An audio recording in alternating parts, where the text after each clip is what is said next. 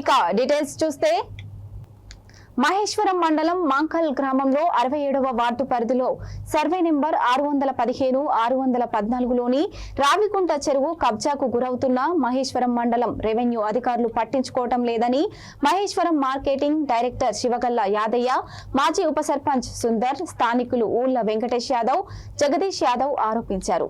చెరువులు, కుంటాలు కబ్జా కాకుండా ప్రభుత్వం వాల్టాలో చట్టం తీసుకొచ్చిన సంబంధిత అధికారులు ల్యాండ్ మాఫియా కబ్జాదారులతో కుమ్మక్కై చూసి చూడనట్లుగా వ్యవహరిస్తున్నారని విమర్శించారు.